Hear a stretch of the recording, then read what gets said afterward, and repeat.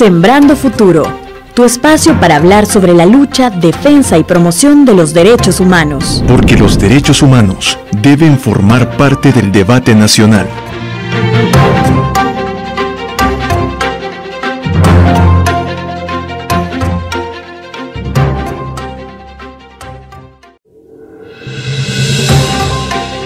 Bienvenidos amigos y amigas radioescuchas a su podcast Sembrando Futuro, el podcast producido por el Instituto de Derechos Humanos de la UCA y llevado a ustedes gracias a las plataformas digitales.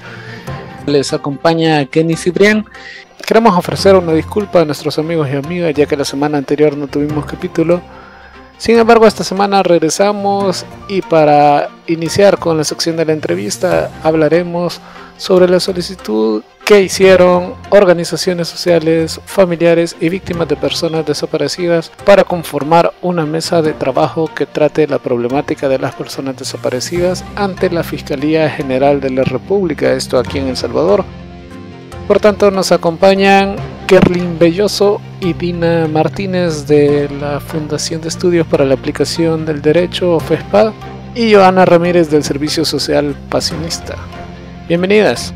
Muchas gracias por este espacio. Muchas gracias por la invitación. Me gustaría preguntar, quizás iniciaremos con Kerlin, preguntarle cómo surge la iniciativa de conformar una mesa de trabajo que trate la problemática de las personas desaparecidas entre las organizaciones, las víctimas y sus familiares y la Fiscalía General de la República. Bueno, muchas gracias. Quizá manifestar en un primer momento que el tema de desaparición de personas es sin lugar a duda uno de los delitos más graves que actualmente aqueja a la sociedad salvadoreña. Es una expresión extrema de violencia en donde se vulneran una cantidad de derechos humanos y uno de los principales derechos, el derecho a la libertad que todos y todas tenemos. Hemos visto que durante ya algunos años, el año pasado cerramos con cifras alarmantes de denuncias de personas desaparecidas y creo que es importante mencionar que la sociedad en general, la sociedad civil que se expresa ya sea a través de organizaciones de derechos humanos, a través de familiares de víctimas que buscan a sus seres queridos, queremos en un primer momento aportar a esta problemática que, como ya lo mencionaba, está afectando a muchas familias salvadoreñas.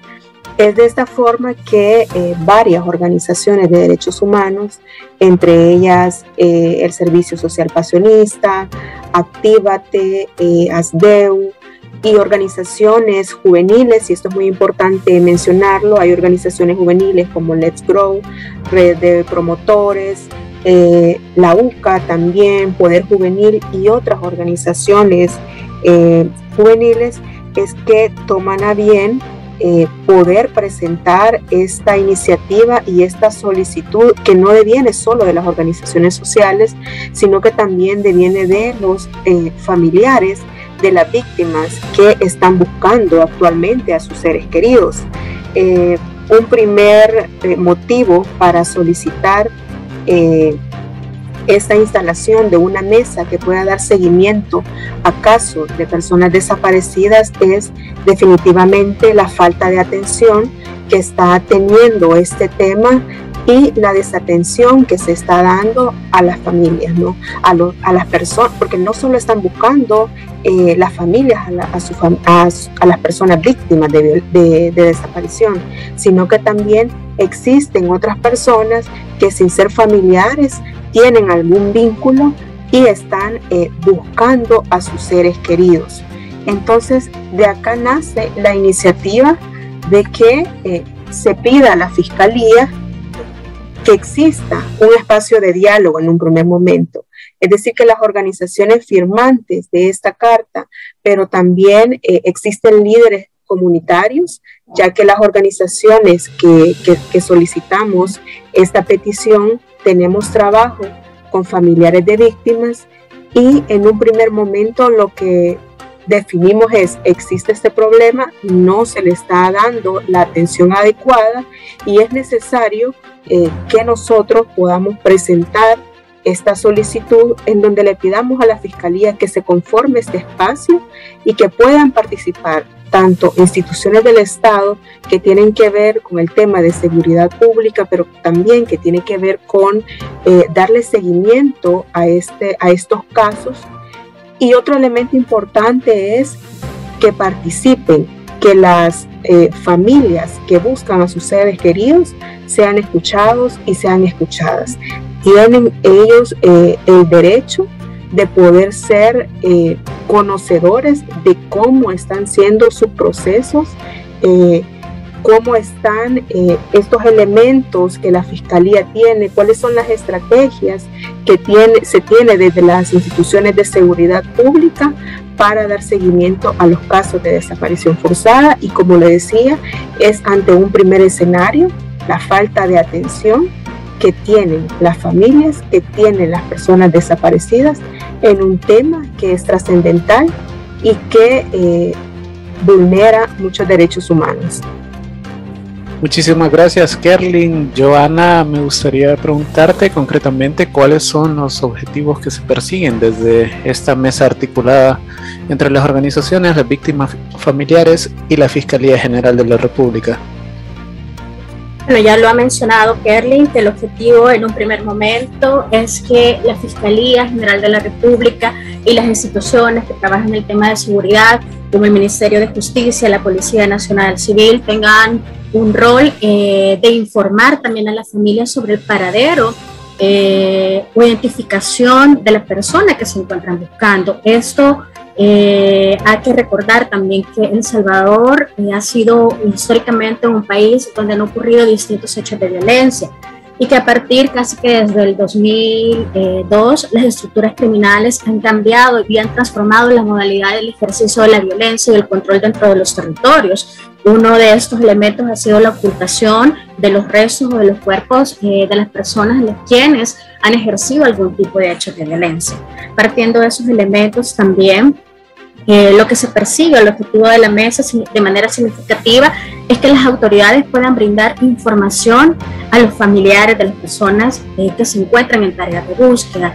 Esto ha sido una demanda constante y una demanda histórica por parte de la población, sobre todo en este contexto en donde ha existido un cierre casi definitivo de espacios de articulación y de espacios de diálogo con las autoridades y en donde el tema de atención a víctimas ha estado totalmente invisibilizado.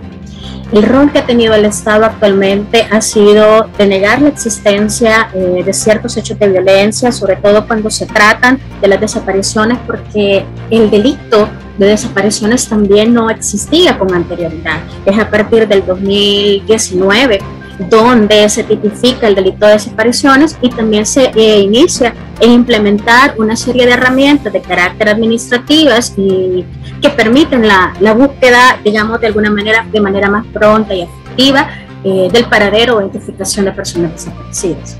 Entonces, la mayor cantidad de las demandas de las familias con las que las organizaciones venimos trabajando van en el sentido de conocer la información de primera mano sobre cómo está el avance de sus casos.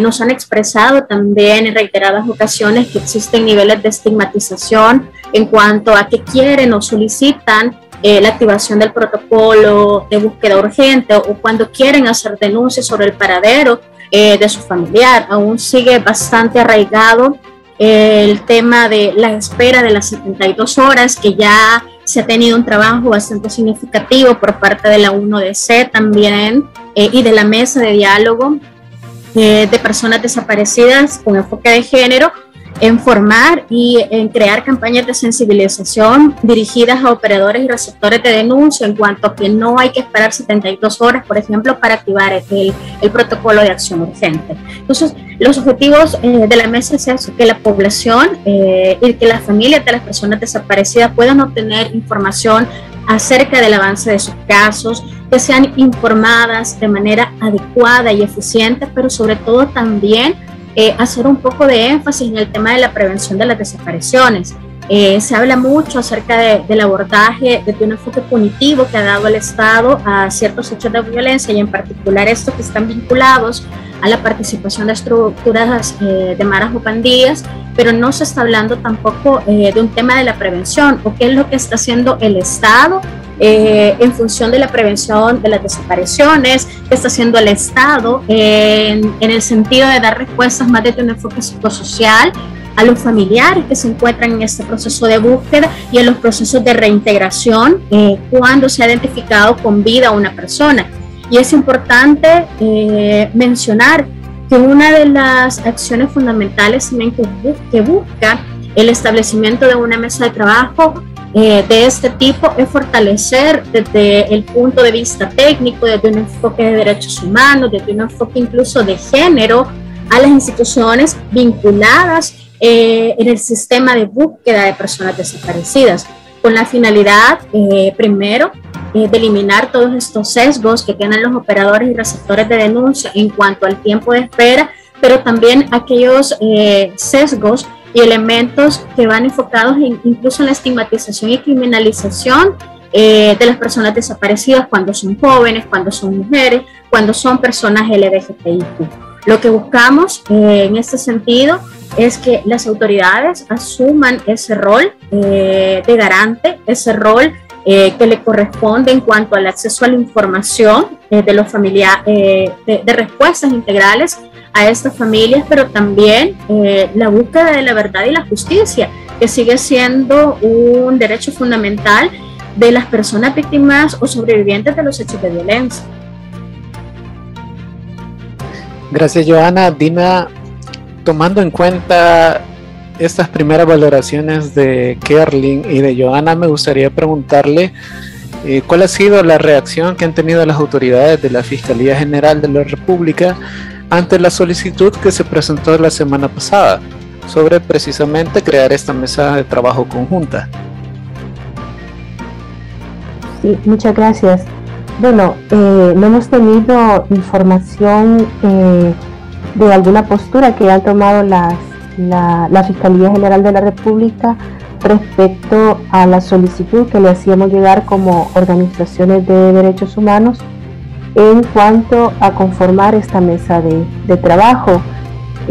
Esperaríamos que en los próximos días tener una comunicación oficial, ¿verdad? Porque ni en medios de comunicación tampoco han dado postura al respecto, pero sí esperaríamos que nos den una respuesta afirmativa a la conformación de esta mesa, porque es para mejorar la atención, ¿verdad?, a las familias, para mejorar el proceso de búsqueda de las personas desaparecidas, y como lo mencionaba Johanna, también es un aspecto de justicia, ¿verdad?, y que estos casos que se han registrado en los últimos años no queden en la impunidad. Entonces, a partir de varias conversaciones que se tienen con familiares de personas desaparecidas desde las organizaciones de derechos humanos que nos hicimos presentes a presentar la solicitud, sí esperaríamos tener una respuesta afirmativa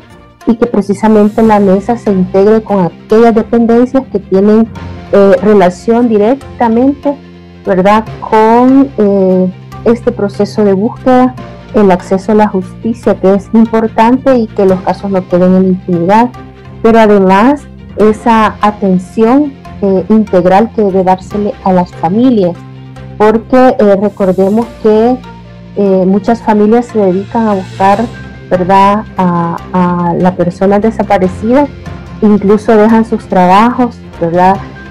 Hay casos que han tenido que desplazarse también de su lugar de vivienda porque corren algún tipo de riesgo. Entonces, detrás de la desaparición de su familia también conlleva otra serie de vulneraciones que se dan a las familias y que también hay que atender desde el Estado. Entonces, sí esperaríamos, ¿verdad?, que nuestra petición sea escuchada y que nos resuelvan afirmativamente a la creación de la mesa, en especial por las familias, ¿verdad?, de estas personas que desaparecen. Muchas gracias, Dina. Kerlin, hablando propiamente en términos de derechos, según las estadísticas de la Policía Nacional Civil, hasta el 31 de octubre del año pasado, en el país se reportaron un total de 1.555 personas desaparecidas. Esto equivale a un promedio de 5.11 personas desaparecidas cada día. Esto es un número bastante fuerte, pero hablando propiamente en términos de derechos, ¿qué derechos se violan con el delito de las desapariciones forzadas, tanto en la población, familiares, como las víctimas?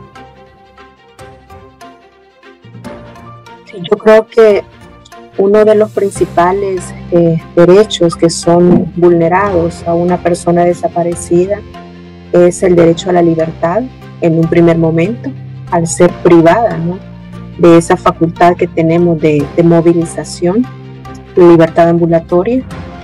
Y bueno, con el transcurrir del tiempo, cuando esta persona no es encontrada, hay varios de estos casos que terminan en homicidios o feminicidios.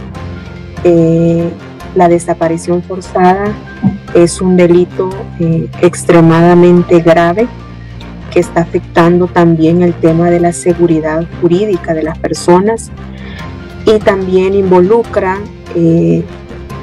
una laguna que tiene el Estado y la incapacidad que tiene el Estado para dar protección a sus ciudadanos y a sus ciudadanas. Es importante mencionar también que cuando existe una denuncia de una desaparición de personas, los familiares, las familias también se encuentran con una infinidad de barreras para poder denunciar este hecho.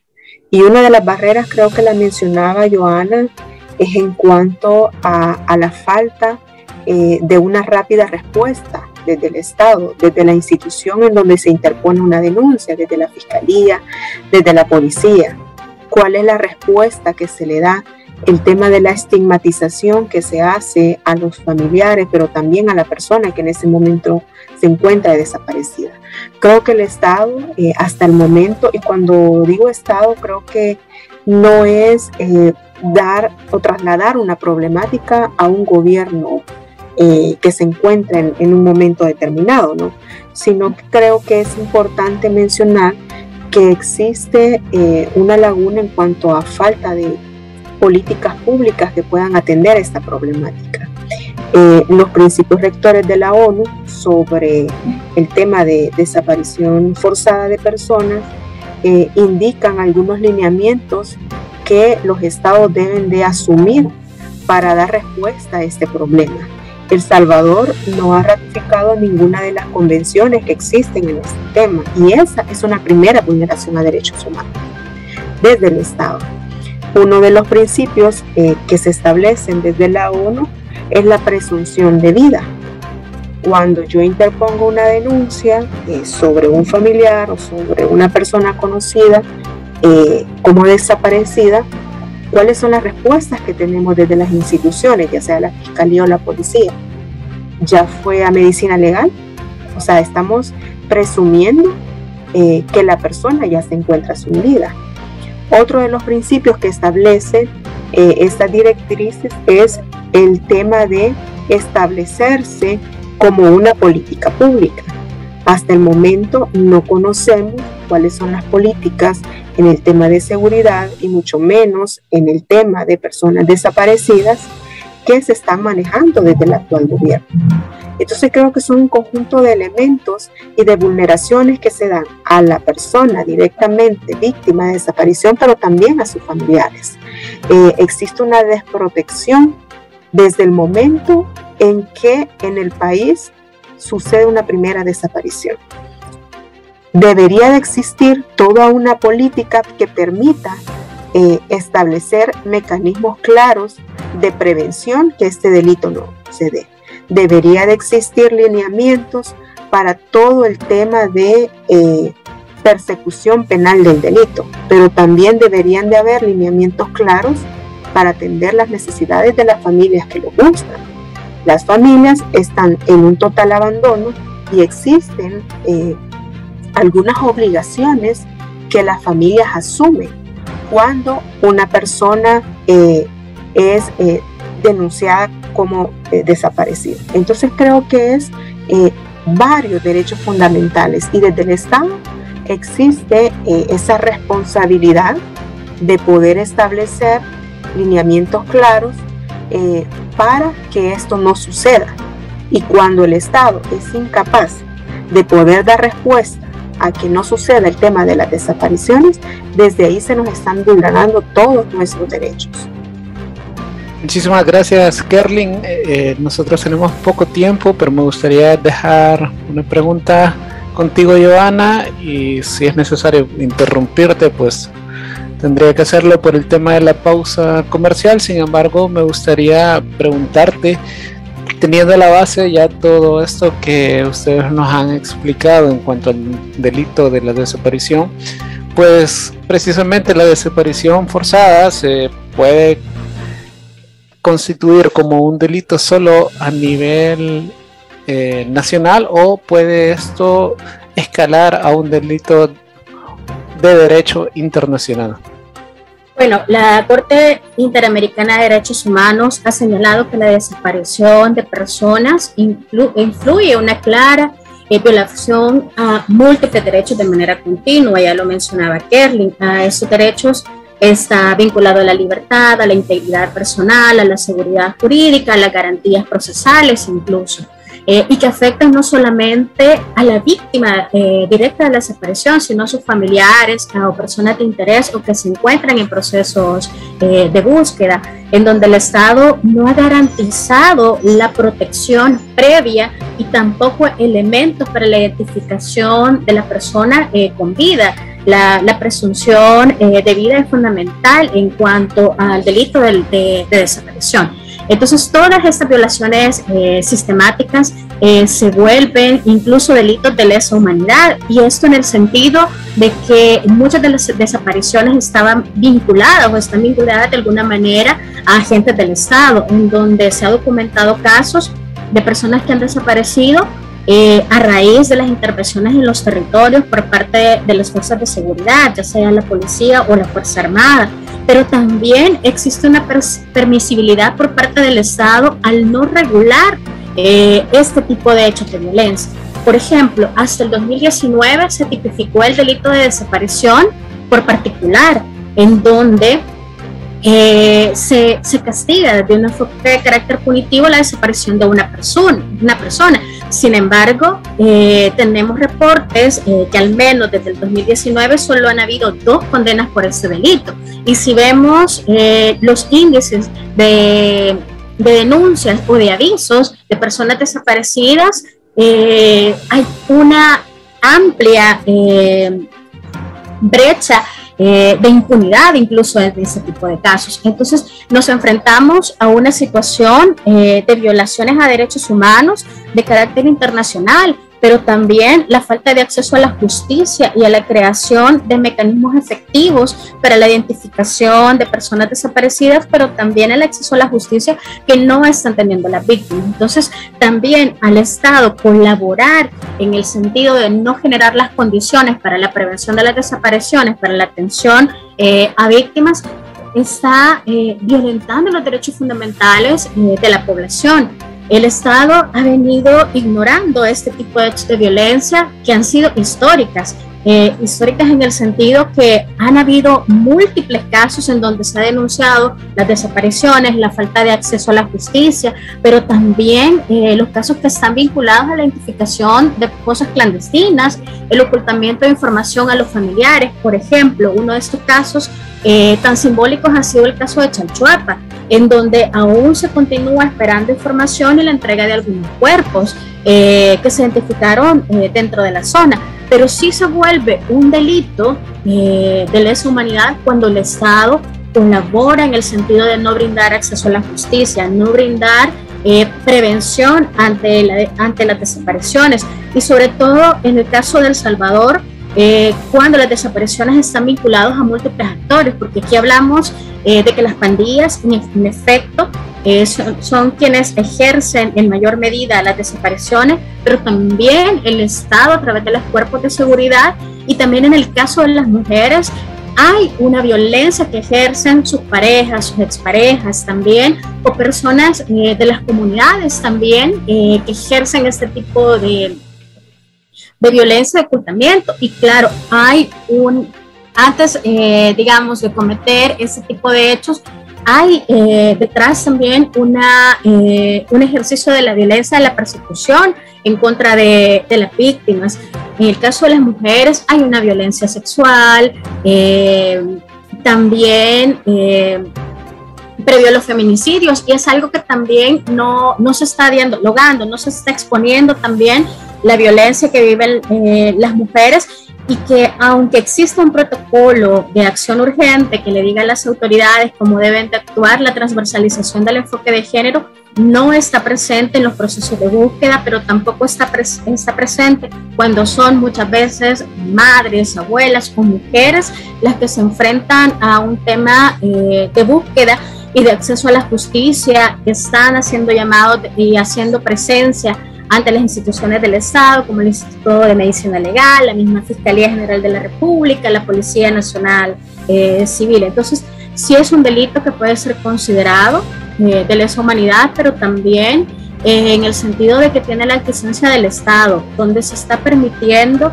la continuidad de estos hechos de violencia, y en donde los múltiples señalamientos que se han dado en cuanto a estos acuerdos, si los queremos llamar de esa forma, entre el Estado y las pandillas, visibiliza una disminución de hechos de violencia como los homicidios, pero hay un aumento de manera significativa en el caso de las desapariciones y un ocultamiento también por parte del Estado cuando se identifican estas fosas clandestinas, o en el acceso a la información que deben de tener los familiares de manera pronta en cuanto a la recuperación de estos cuerpos. Gracias Joana. En ese mismo sentido, Dina, me gustaría seguir contigo. Esta semana fuimos testigos de la confirmación de al menos 26 cadáveres en la fosa clandestina que se encuentra en la finca suiza de Nuevo Cuscatlán. Esta confirmación fue hecha por el ministro de Seguridad Villatoro, y pues me gustaría preguntarle a Dina, y claro, tanto Kerlin como Joana pueden aportar también sus ideas, cómo o cuál ha sido la respuesta que las autoridades están dando a este tipo de hallazgos en específico, ya que se presume que esta fosa clandestina en Nuevo Cuscatlán es muchísimo más grande de la que se encuentra en Chalchuapa. Sí, bueno, de manera general no ha existido por parte de las instituciones transparencia en la información de las personas que son encontradas en las fosas clandestinas. En este caso, en la que fue encontrada en la finca suiza de Nuevo Cuscatlán, no hay datos certeros, ¿verdad? A pesar de que mencionaron que son 26 víctimas las que se encontraron en esa fosa. Sin embargo, como en casos anteriores, no hay certeza de si realmente es la totalidad de víctimas que se encontraron en esa fosa. La Policía Nacional Civil tiene una información, Medicina Legal traslada otra y el Ministerio de Justicia traslada otra, y es uno de los problemas que se ha tenido en el marco y para resolver la problemática de la desaparición de personas. Entonces esto trae también aparejado las expectativas que generan en las familias o en personas que buscan, ¿verdad?, a algún familiar, y bueno, esto también afecta, ¿verdad?, psicológicamente a las familias, quien al enterarse de los hallazgos en X fosa, en X lugar, se abocan, ¿verdad?, a estos sitios con la esperanza de encontrar a su familiar, y también se abocan a las diferentes instituciones que no manejan una misma información y precisamente no les da certeza de la identificación de las víctimas, ¿verdad? no hay una información oportuna y veraz que es trasladada a las familias. Entonces, por ejemplo, en el caso de Nuevo Cuscatlán se mencionaban que eran 26 víctimas, ¿verdad? 26 cuerpos encontrados. Sin embargo, no daban mayores detalles, ¿verdad? Por la misma situación de que no hay una coordinación entre las instituciones. Entonces, las estadísticas, ¿verdad? No son homologadas, ¿verdad? Por las 4 instituciones que tendrían que manejar la información para trasladarla a las familiares, ¿verdad? Que sufren día a día y esperan el regreso de su familiar desaparecido. Esa sería mi valoración. Gracias, Dina. No sé si Joana o Kerlin quisieran aportar sobre este punto. Si no, continuamos con lo siguiente. Bueno, quizás solamente retomar lo que mencionaba Dina, la falta de acceso a la información por parte de los familiares. Es algo que vimos muy cruelmente, y lo digo muy cruelmente porque vimos a muchas familias que buscaban una respuesta, que buscaban información.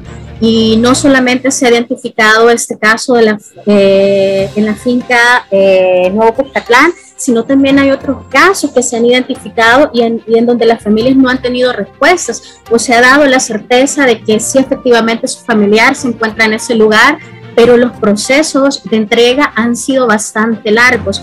Y lo menciono por el caso de una mujer trans que fue reportada como desaparecida en el mes de diciembre y fue localizada en un pozo hace un par de días. La familia alegaba que habían identificado el cuerpo de esa mujer y que los procesos para la entrega de su cuerpo habían tardado mucho tiempo. Otro elemento fundamental es que el Estado no brinda garantías de protección a las familiares que no tienen recursos, por ejemplo, para hacer las entregas de manera digna, por ejemplo, hacer los sepelios como dignamente se merecen estas personas. Y esto lo vimos también con los casos como el caso de Jimena, como el caso de los hermanos Guerrero, y que hay un proceso de justicia selectiva, y creo que esto sí hay que decirlo, porque hay casos en donde el posicionamiento por parte de los medios de comunicación y los casos han sido tan emblemáticos que los procesos de entrega e identificación son mucho más rápidos, son expeditos,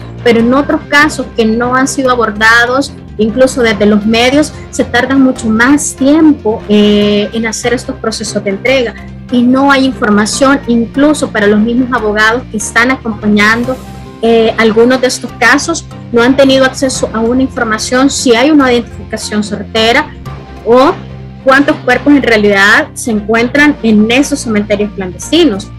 El Salvador, como ya lo había mencionado a través de reportes de ciertos medios, hasta el 2017 se habían identificado alrededor de 158 fosas clandestinas, en los cuales han habido alrededor de 664 víctimas identificadas, pero aún no tenemos datos claros y certeros qué ha pasado con estas otras fosas que se encontraron en años anteriores, las fosas actuales, y el nivel de ocultamiento por parte de las autoridades es sumamente grave, en donde estos sitios donde se han identificado algunos cuerpos o algunos restos están sitiados por parte de la misma policía y la Fuerza Armada, en donde no hay acceso ni por parte de las familias, ni por parte de los medios de comunicación, ni por parte de los mismos abogados que están acompañando de estos procesos. Entonces, sí hay un nivel bastante grave de ocultamiento de la información para minimizar los impactos o los datos reales del fenómeno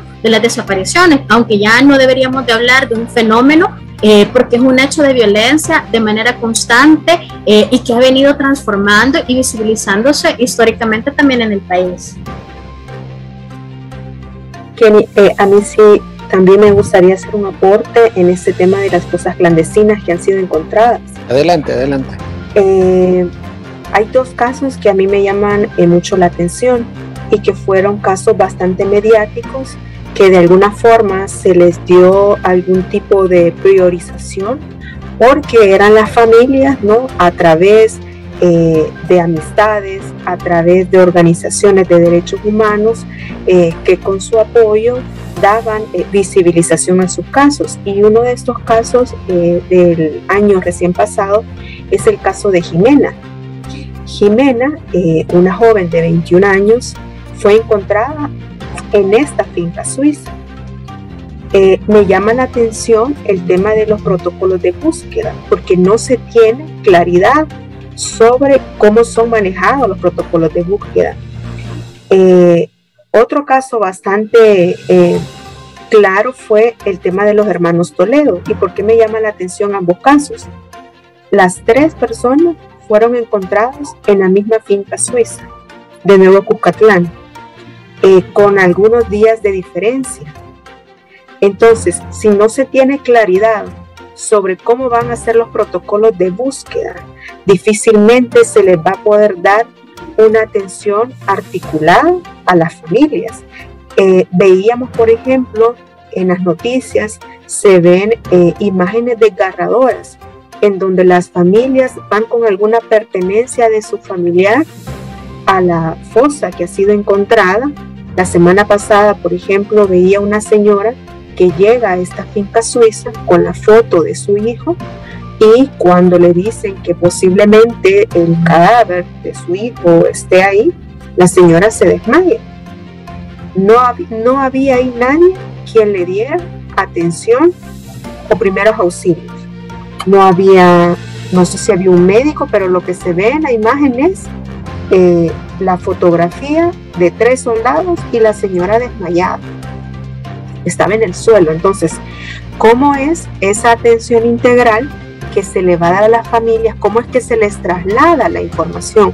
¿O es que las familias están llegando en la desesperación al no tener ninguna noticia, tanto de la fiscalía ni de la policía, que es la responsable también en coordinación con la fiscalía de dar seguimiento a los casos?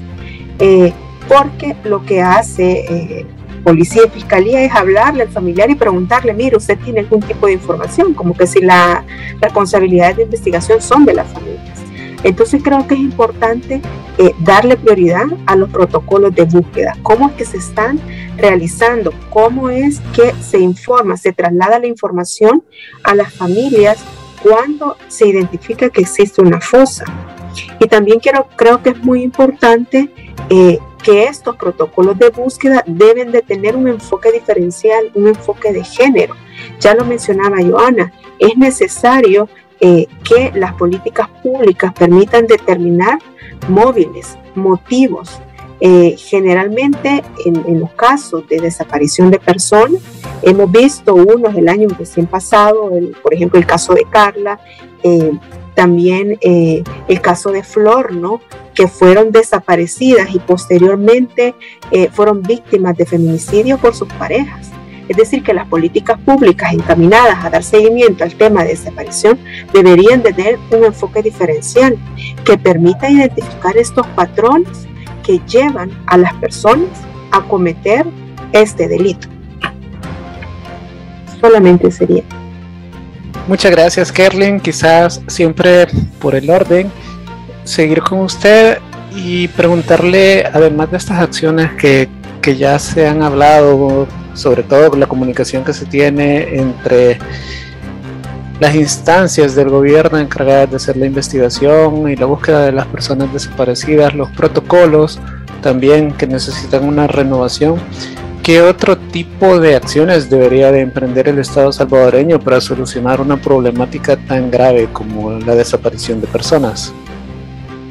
Bueno, yo creo que en cuanto a deudas respecto a este tema, tiene varias deudas. Como lo decíamos, creo que la atención integral es una deuda que se tiene. No solo puede dársele seguimiento de manera mediocre en el ámbito penal, en el ámbito de persecución penal, sino que las estrategias deben estar encaminadas en un primer momento a prevenir este y todos los delitos. Si ya sabemos que existe este delito, debemos de darle una atención, pero una atención que esté basada en el respeto a la dignidad tanto de las víctimas como también de sus familiares. Y debería también de existir políticas que estén relacionadas al tema de la entrega y de las posteriores obligaciones que una persona que ha sido desaparecida pudiera haber dejado. Aquí no se está hablando de derechos patrimoniales, aquí no se está hablando, por ejemplo, de los hijos y de las hijas que en muchos casos quedan huérfanas al ocurrir una desaparición de su padre o de su madre. Generalmente se ha visto en un informe de FESPAD, por ejemplo, que presentamos el año pasado, que la edad que más afecta el tema de la desaparición forzada es entre los 18 y los 30 años. Quiere decir que son personas jóvenes con hijos y también en edad productiva. No se está hablando de los derechos de los hijos y de las hijas que quedan. Es decir, que es toda una problemática que requiere respuestas integrales, no solo en el tema punitivo, ¿no?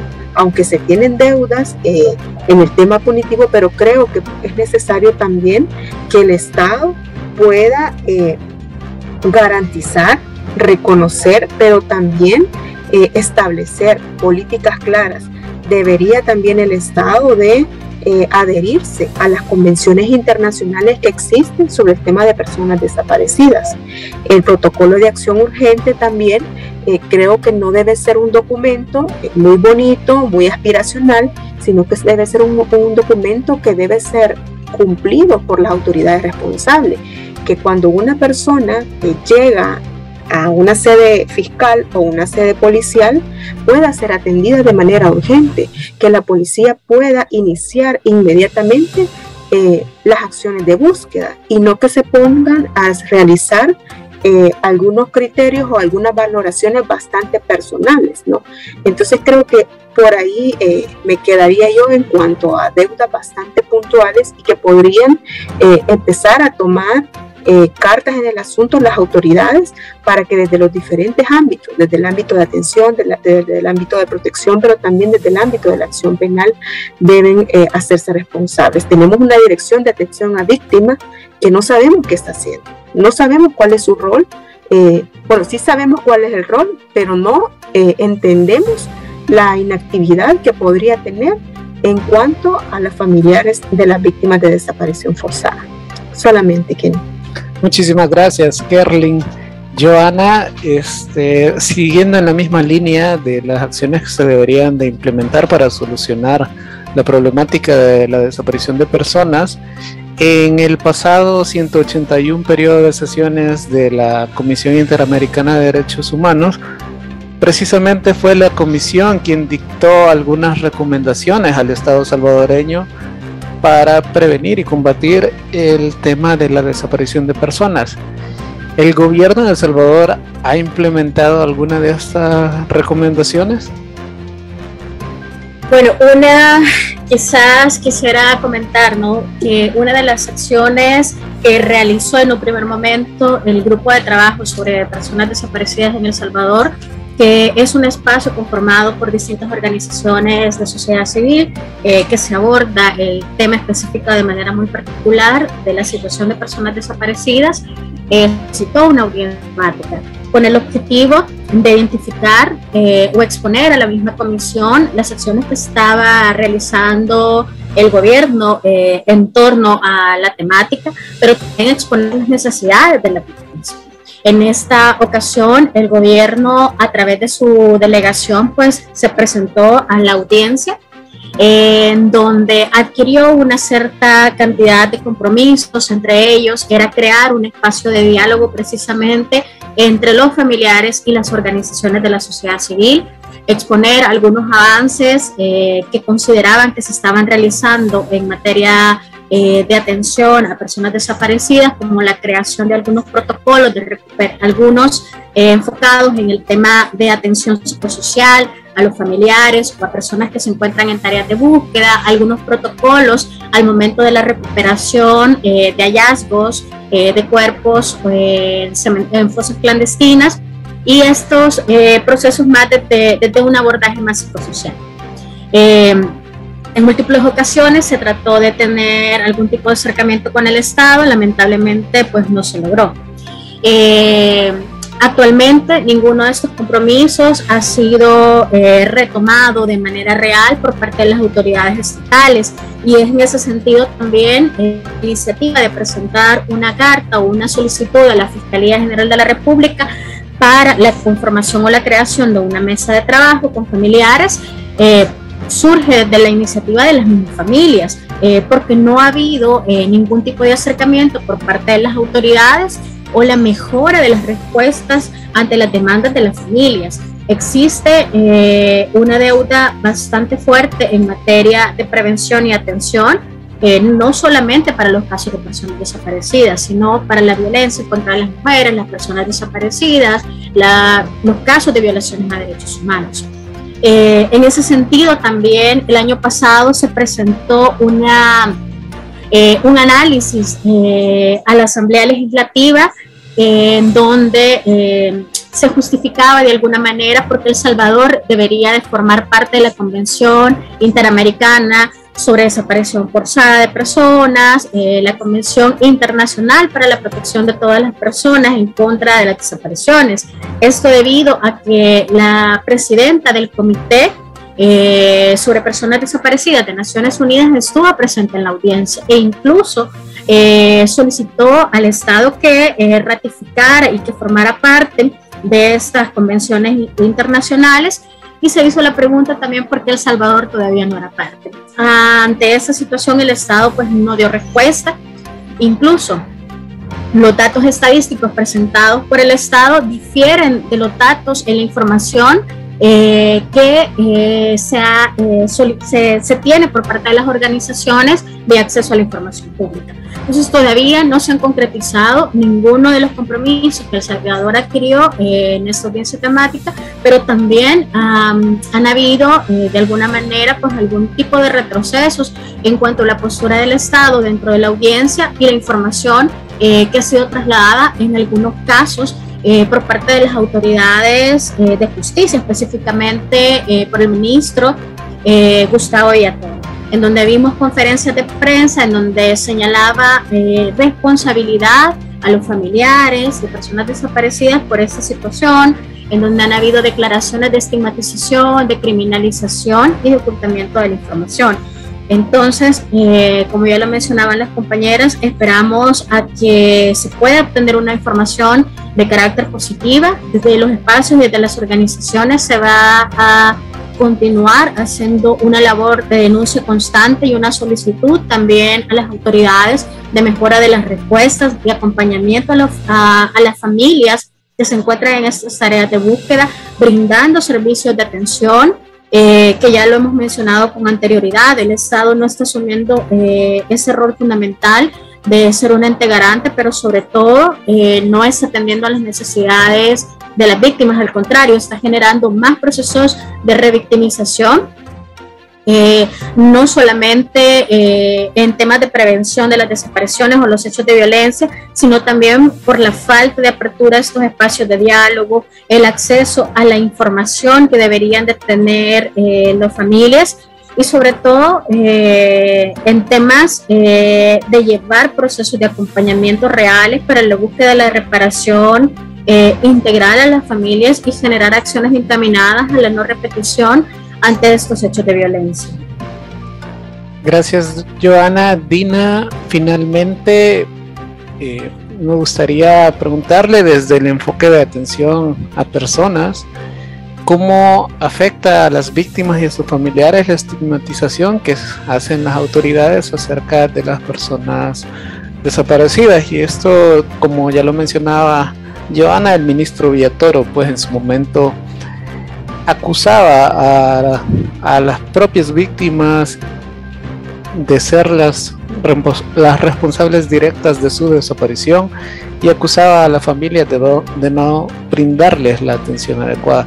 ¿Cómo afecta a estos grupos la estigmatización que se hace?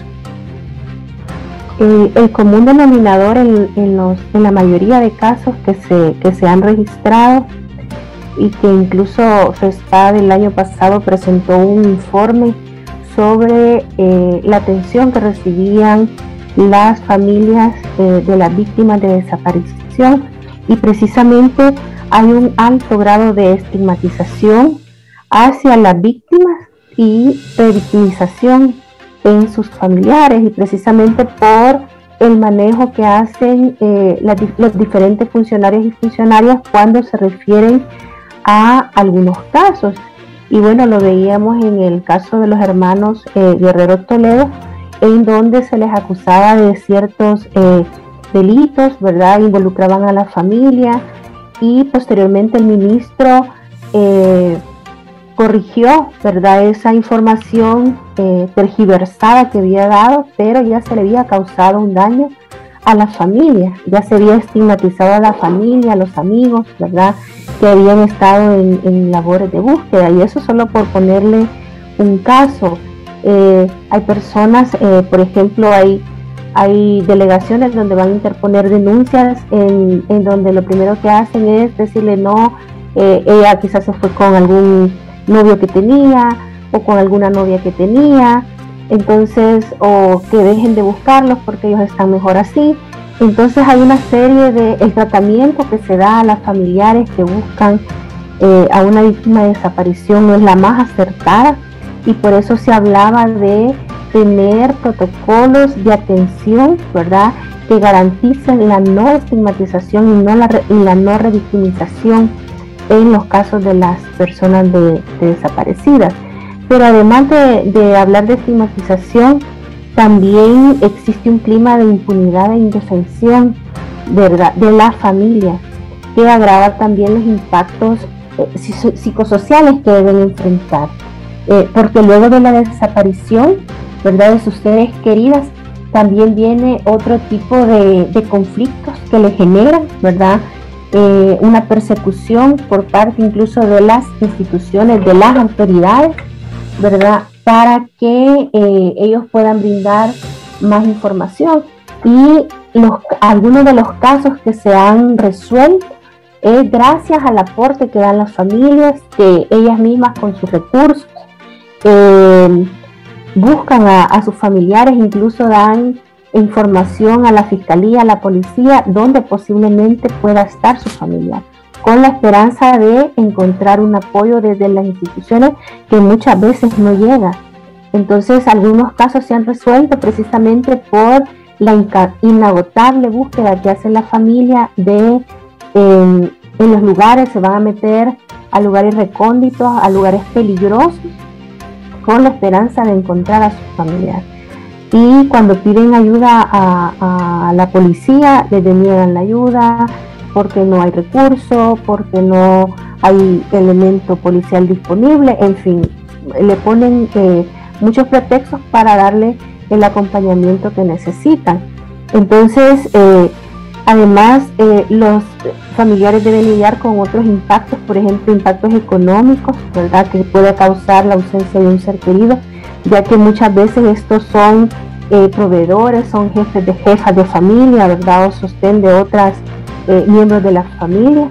Entonces hay un impacto también ahí, no solo de estigmatización, sino que impacto en lo económico, ¿verdad?, en lo psicológico, etc.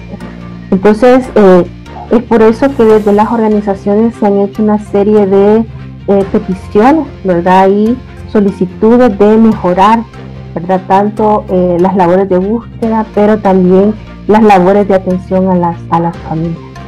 Y de esta manera damos por concluida la sección de la entrevista, y no me queda más que agradecerles a Kerlin Belloso y a Dina Martínez de FESPAD. Muchas gracias por la invitación. También agradecerle a Joana Ramírez del Servicio Social Pasionista por habernos acompañado. Muchas gracias por la invitación, muy buenas noches. Ahora escucharemos qué es lo que ha pasado en torno a los derechos humanos alrededor del mundo gracias al Servicio de Noticias de Naciones Unidas. La UNESCO quiere cartografiar el 80% de los fondos marinos de aquí a 2030 con el apoyo de sus Estados miembros y del sector privado. Arrancamos así la ONU en minutos. Un saludo de Beatriz Barral. ¿Cómo podemos conseguir proteger el océano cuando sabemos tan poco de él? Solo el 20% del fondo marino está cartografiado. Tenemos que ir más allá y movilizar a la comunidad internacional, dijo la directora de la UNESCO, Audrey Azoulay, en la cumbre Un Océano que se celebra hasta el 11 de febrero en la ciudad francesa de Brest. Conocer la profundidad y el relieve del fondo marino es esencial para comprender la ubicación de las fallas oceánicas, el funcionamiento de las corrientes y las mareas y el transporte de sedimentos. Estos datos ayudan a anticipar los riesgos sísmicos y de tsunamis, a identificar los recursos pesqueros y zonas de protección o a responder eficazmente a catástrofes. La UNESCO además ha pedido a los 193 Estados miembros que antes de 2025 incluyan en los planes académicos educación sobre los océanos. La Oficina del Alto Comisionado para los Derechos Humanos en Honduras expresa su profunda preocupación por el fallo emitido por un tribunal contra 6 de los 8 defensores del medio ambiente en el caso Guapinol, un proyecto minero en el Caribe. Reafirmamos que los defensores de Guapinol son defensores de derechos humanos, de la tierra, el territorio y el medio ambiente que ejercen una labor encomiable en favor de la democracia en el país. Han cumplido más de 29 meses de privación arbitraria de la libertad y tal y como lo determinó el Grupo de Trabajo de Naciones Unidas sobre detenciones arbitrarias, corresponde su liberación y reparación integral, expresó la representante de la oficina en Honduras en un comunicado. La oficina considera que la actuación del Ministerio Público no se rigió por el principio de objetividad e incumplió el estándar de prueba mínimo que demostrara la culpabilidad de los defensores imputados. La ONU lamenta que las resoluciones judiciales presentan indicios de falta de imparcialidad y carencia de motivación, lo que se traduce en violación de las garantías del debido proceso y del derecho a un juicio imparcial. Y en Guatemala, la Oficina de Derechos Humanos denuncia que los ataques contra fiscales, jueces y abogados se han incrementado tras el anuncio del gobierno de que finalizaría unilateralmente el acuerdo con la CICIG. Según la oficina, los fiscales, jueces, magistrados y abogados que trabajan para combatir la corrupción e impunidad se convierten en personas defensoras de derechos humanos. El informe denuncia ataques contra estos trabajadores de la justicia, sus familias y su círculo cercano como represalia por su trabajo. Esos ataques se incrementaron desde noviembre de 2018 tras el anuncio del gobierno de que finalizaría el acuerdo con la CICIG. En particular, dicen varios magistrados de la Corte de Constitucionalidad, denunciaron hostigamiento, intimidación y estigmatización, llegando a ser calificados como traidores por las decisiones que les han correspondido en relación con el mantenimiento del orden constitucional. La oficina pide un mayor compromiso político y respaldo legal para desarrollar una política pública integral que proteja a los defensores. Y casi 2 años después de que África identificara el primer caso de COVID-19, la OMS considera que si se mantienen las tendencias actuales, el continente puede controlar la pandemia en 2022. Hasta ahora se han notificado más de 11 millones de casos de COVID, un 3% del total mundial, y 242.000 muertes, algo más del 4% del total. Además, según el Banco Mundial, la pandemia ha sumido en la pobreza extrema a más de 40 millones de africanos. However, as we stand here today,